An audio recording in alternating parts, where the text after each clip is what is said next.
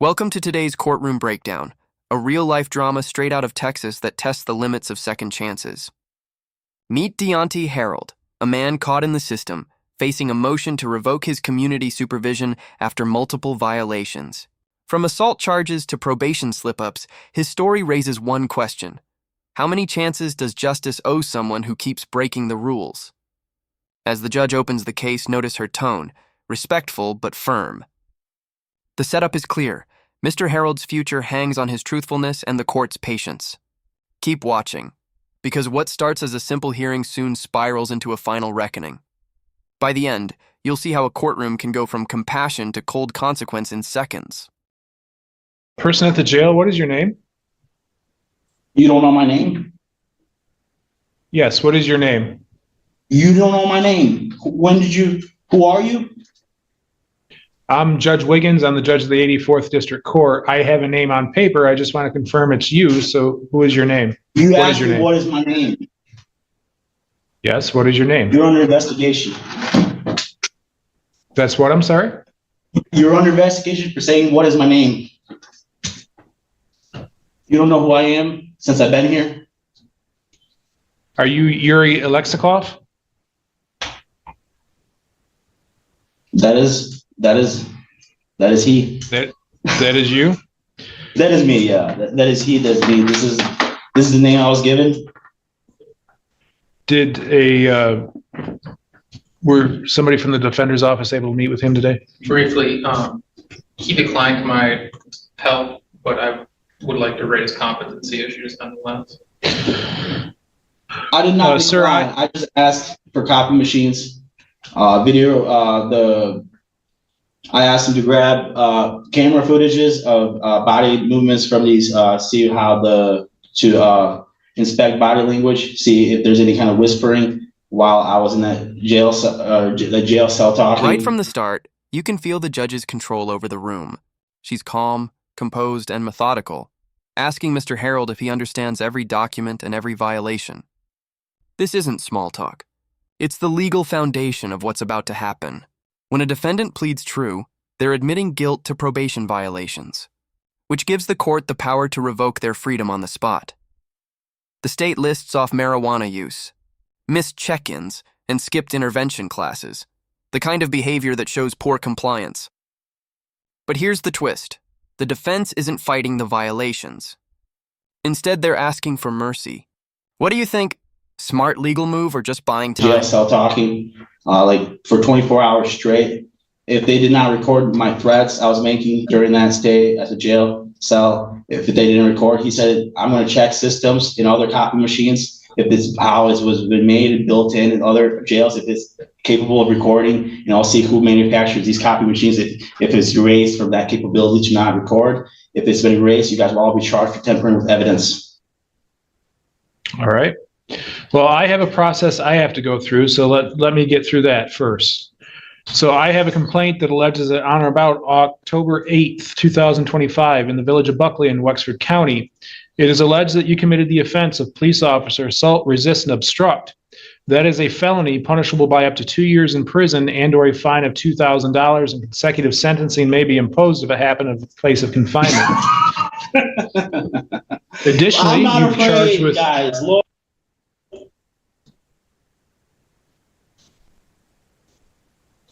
investigation, my friend. Who you are, we're going to put you under investigation, honorable. You're not an honorable judge anymore. Corey Wiggins, you're under investigation. Who you are, who we have contact with it. You're government employees, so you're within the terrorist organization. We're going to find out because there's corruption involved. There's attempted assassination on me. I was poisoned. I have the right to defend myself.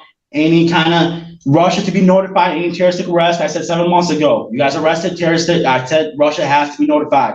Because I was poisoned. Any food given to me, I count America as there's terrorists. For corruption, you guys want to kill. Now this part is fascinating. The judge starts digging into the why behind Harold's actions, not just what he did wrong, but what led him there. When he blames marijuana use on stress and PTSD, it humanizes him. You can hear the honesty in his voice. But there's a deeper layer here. The court has to weigh compassion against responsibility. She asks if probation helped with mental health or counseling. His answer? Currently, I am not seeing anybody. That's the red flag. The system can only work if the person cooperates. The court's patience is clear, but it's slowly wearing I want to kill. So I want Russia to be notified, send a plane. You say, you already know they can just get the copy machines, get them and follow the orders. Follow the security I built inside me to combat terrorism and corruption. Thank you very much. And we will stand for the law. We will not bow down to filth and corruption in the system. We will not. We'll take action. We the people will take action. You're all, this county's under investigation for attacking, for accusing me, Judge. You're under investigation. You understand? For threatening October 7th. Count number 2, you're charged with malicious destruction of fire or police property. We're gonna monitor you. We're gonna see what you have, because there was attempted assassination on me. All right? You better shut your mouth and sit. There's nobody. That is a felony punishable by up to 4 years in prison and or a fine of $5,000. I have the right to threaten. I was poisoned. I said a long time ago. Authorize a plane to land. I was poisoned. I have the right to defend myself to get out of this lane for terrorism. I have the right. Do you understand that, Judge?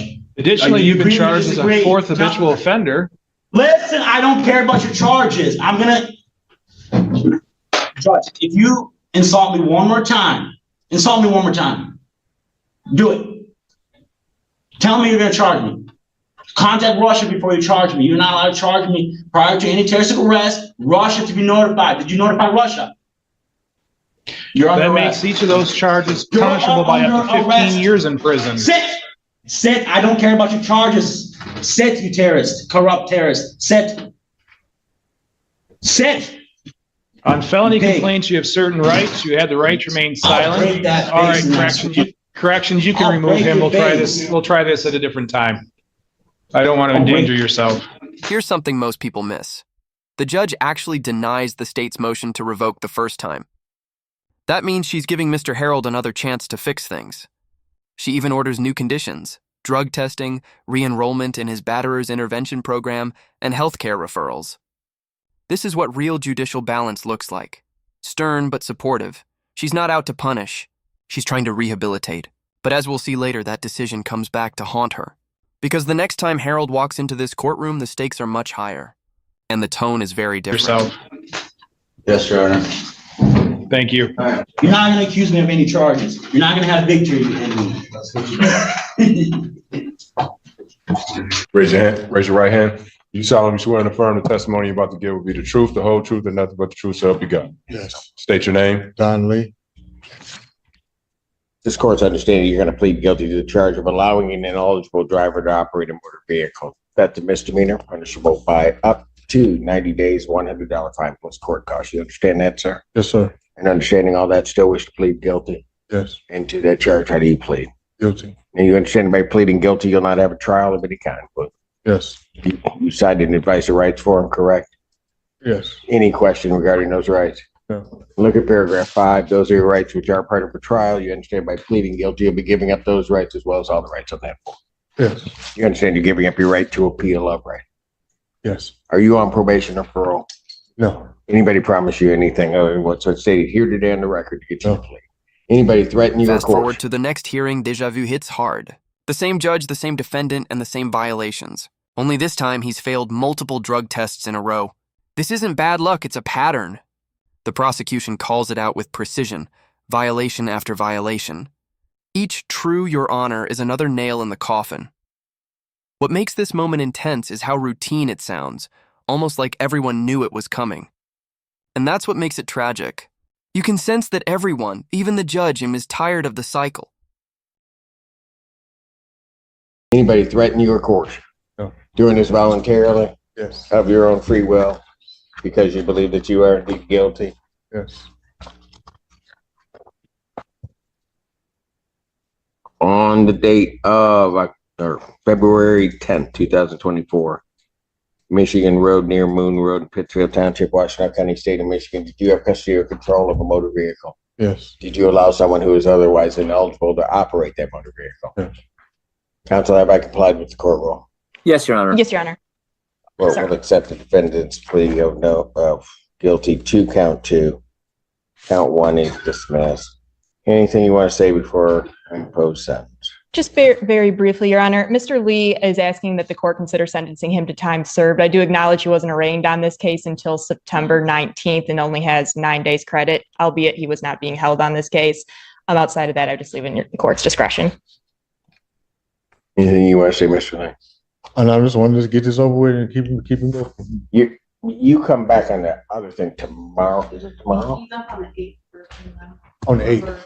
For exam, Your Honor. Just trying to recall, when I put you into custody, did we set an exam? Is that what we Yes, did? exam is on the 8th. Before me? No, it's before Judge Burke. Okay. And here's the emotional breaking point. The judge reads through Harold's entire history, 5 separate motions to revoke since 2018. Every time, the system tried something new: outpatient treatment, zero tolerance, therapy referrals. And yet, here they are again. Her voice changes, not angry but weary. When she says, "There's nothing else left the court can do," it's more than a statement. It's a verdict on wasted chances. This is the moment mercy runs out. If you've ever wondered where patience ends in the justice system, this is it. All right, I'll take a look at that because all right. I think I have the file up, Aaron. Did the court have a question I could help with? Well, I put him into custody, but I know I told him I was going to take a look at that on the remand into custody on it, because it came as a result of a police report regarding something else happening. Yes, it was because there is a new case that is coming down the pipe, to which Ms. Blanche said that the warrant was going to be authorized that day, I believe. Mr. Lee advises, and I don't see anything to contradict that, he hasn't been arraigned on that new charge yet, however, but the 2 ones that he was in front of Your Honor for last week for PCC are set for exam, both cases in front of Judge Burke on October 8th. He's represented by Sam Bernstein in one and the public defenders in the other. Okay, so my question becomes all right, that's right. That refreshes my memory. Where's that other case? Because the thing, I'm not asking. Okay. You don't know. I know I ain't been arraigned on it. No, I know, but I'm trying, because The prosecutor doesn't hold back, asking for the maximum, 10 years in prison. The defense, meanwhile, begs for 3. And here's where courtroom tension hits its peak. Both sides fighting over a man who's already admitted guilt multiple times. This kind of back and forth happens in every courtroom, but it's what the judge says next that shocks everyone. She doesn't go with the state or the defense. Instead, she finds her own balance, one that sends a powerful message about accountability and fairness.